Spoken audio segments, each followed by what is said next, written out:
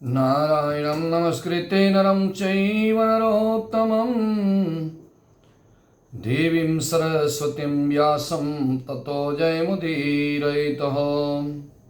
कार्तिक मास महात्म का 15वां अध्याय बहुत ही पावन कथा, पुण्य को देने वाली और पापों को हरने वाली कथा। उसके उपरांत राजा पृथु जी ने नारद जी से पूछा कि हे देव ऋषि नारद, उसके उपरांत दैत्यराज ने क्या किया।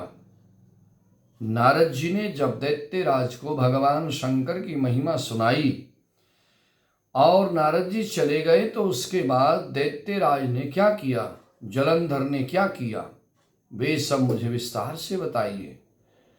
नारद जी ने बताया कि उनके चले जाने के पश्चात जलंधर ने अपने राहु नाम के दूत को बुला करके कैलाश पर्वत पर जाने की आज्ञा करी।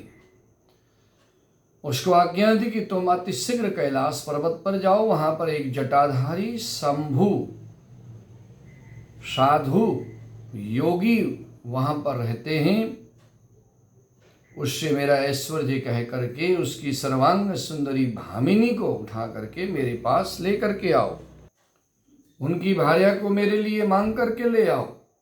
ये सुन करके वे दूत शिव जी के स्थान पर जा पहुंचा राहु, परंतु नंदी ने उसे सभा के भीतर नहीं जाने दिया और वे अपनी उग्रता से शिव की सभा में चला गया।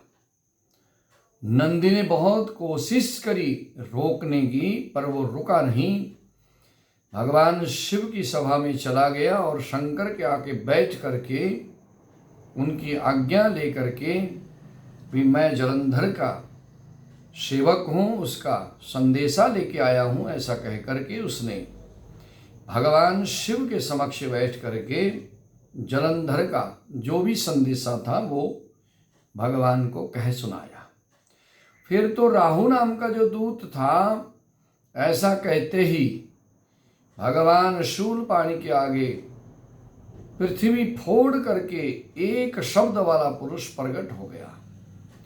जब राहु ने भगवान शंकर के समक्ष जलंधर के कहे हुए वचनों को कहा, तो धरती फट गई और एक जो है पुरुष प्रकट हुआ, भगवान शिव का सेवक। और इस तरह से वे जो प्रकट हुआ पुरुष था, जिसका सिंह के समान मुख था और मानो दूसरा नरसिंह रूप हो, दौड़कर राहु को खाने के लिए चल पड़ा। राहु को कच्चा चबाने के लिए दौड़ पड़ा। राहु बड़े जोर से वहां से भागा, परंतु उस पुरुष ने राहु को पकड़ लिया। फिर उसने शिव जी की शरण ली, भगवान की शरण में आया, कहा मेरी रक्षा करें, मेरी रक्षा करें, हे शंभु मेरी रक्षा करें। जब उसने अपनी रक्षा की मांग करी, तो शिव जी ने उस पुरुष को, राहु को छोड़ने के लिए कहा कि तुम उसको छोड़ दो। तब उसने कहा मुझे बड़े जोर की भूख लगी है, तो मैं क्या खाऊं।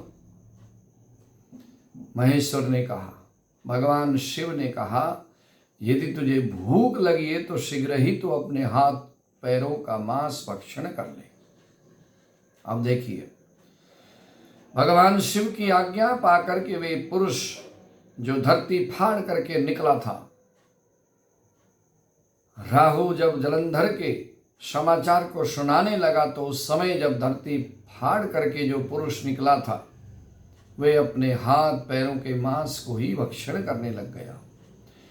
अब केवल उसका सिर मात्र शेष रह गया। तब उसका ऐसा कृत्य देख करके शिव जी ने प्रसन्न होकर उसे अपने आज्ञाकारी मान करके अपना परम प्रिय गण बना लिया और कहा कि मेरी पूजा की तरह तेरी भी सदैव पूजा होती रहेगी, और जो तेरी पूजा करेंगे वो मेरे लिए प्रिय होंगे।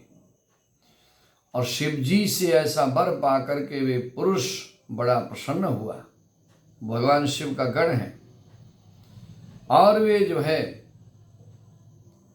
उस दिन से वे शिव जी के द्वारा स्वीकृति मुख उसको जो है नाम दिया गया। और भगवान शिव के गणों में अग्रगण्य हो गया।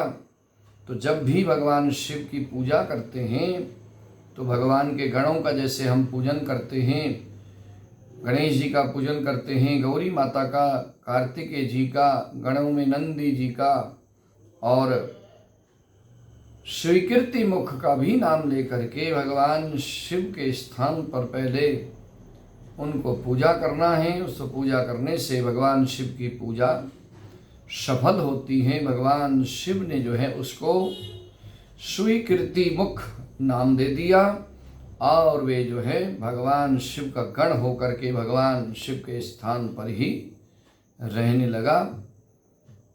बहुत ही पावन कथा, इसको सुनने मात्र से सभी पाप दूर होंगे, मनवांछित फल की प्राप्ति होगी। शंकर भगवान की जय हो।